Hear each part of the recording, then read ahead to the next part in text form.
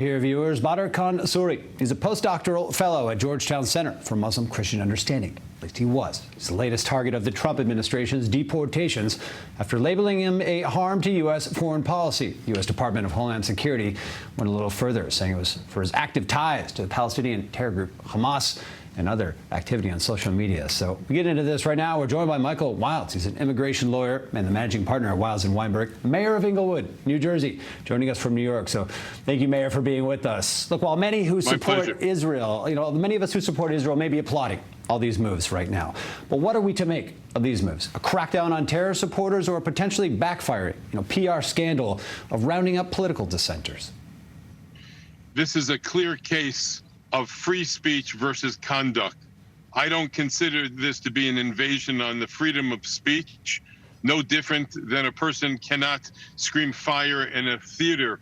It is considered to be a fighting word, what is being done, and the associations in this case, it's really what is at issue. The fact is the administration is cracking down on those that would support insidious terrorism and conduct. Free speech is not at issue here. We have grown up in this century to understand that we have to deal with insidious people saying terrible things, from Nazis to KKK and so forth.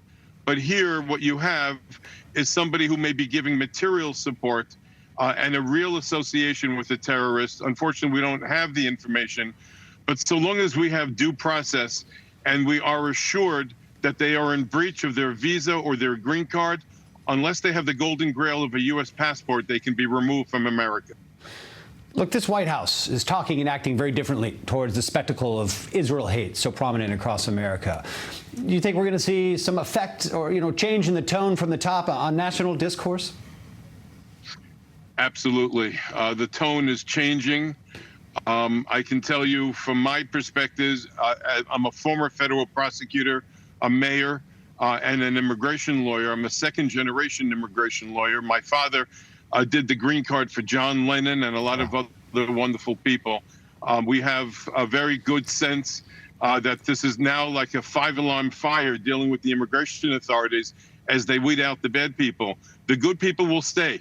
And unfortunately, they're going to be theaters of challenge in the courts, and the government will be over-aggressive, and we have to be smart about it. But from way on high, they're serious about what they're doing, and they're going to make sure, number one, Am Yisrael Chai, and number two, that those that would want to cause America or Israel harm are treated under law. Mayor Michael Wilds, thank you for being with us here from the U.S. Thanks for joining. My pleasure.